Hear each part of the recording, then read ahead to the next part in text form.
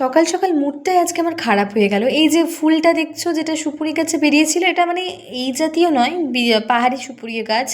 এই গাছটা পুরোটা ঢাকা ছিল, কেউ একটা ইচ্ছাকৃতভাবে টেনে টেনে ছালটা ছেড়িয়ে দিয়েছে, মানে কি বলবো, কিছু বলার নেই।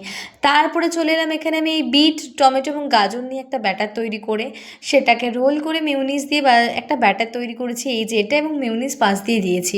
আসলে আমি তেল মশলা সব ছেড়ে দিয়েছি, মিউনিসে অয়েল থাকে বলে আমার মনে হয় না, জানি না কী দিয়ে তৈরি হয়, কিন্তু এইটুকু বলতে পারি ওটা হেলদি। তো ওটাই এখন বানিয়ে খাচ্ছি। এবং তারপরে নোংরা হয়েছে দেখো এত কিছু, তারপরে দিদি এখন পড়াচ্ছে, ওদের কাছে চলে এলাম একটু ডিস্টার্ব করতে, যেটা আমার সর্বদা কাজ। আমার দিদির মনে আনন্দ দুঃখ কিছু নেই, সব ত্যাগ হয়ে গেছে, ও সারা জীবন পড়ায়। তার মধ্যে দিদি ডেকে বললো তাড়াতাড়ি এখানে।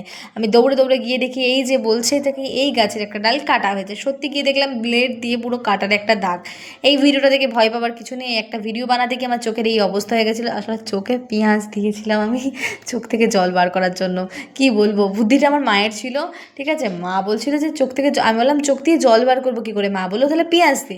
আর মা বুঝতে পারিনি আমি দেবো, কিন্তু আমি দিয়ে এই অবস্থা করেছিলাম। এখন আমাকে ছাদে পাঠানো হয়েছে জামা কাপড় তোলার জন্য, তো এটাই আমি করতে যাচ্ছি এখন টুকটুক করে ছাদের মধ্যে। আর ছাদে যা রোদ ছিল, ওই জন্য যা পেরেছি আগে মাথায় দিয়েছি, সেই মাথায় দিয়ে রোদ থেকে প্রোটেক্ট করে জামা কাপড় নিয়ে এখন নিচে ফিরছি। এটা নিয়ে আবার কেউ কমেন্ট করতে এসো না ভাই, যে কেন এই যে দিয়ে মাথায় দিয়ে জামা কাপড় তুলছো। তো যাই হোক, ভিডিওটা এন্ড করলাম, ভালো লাগলে লাইক কমেন্ট শেয়ার।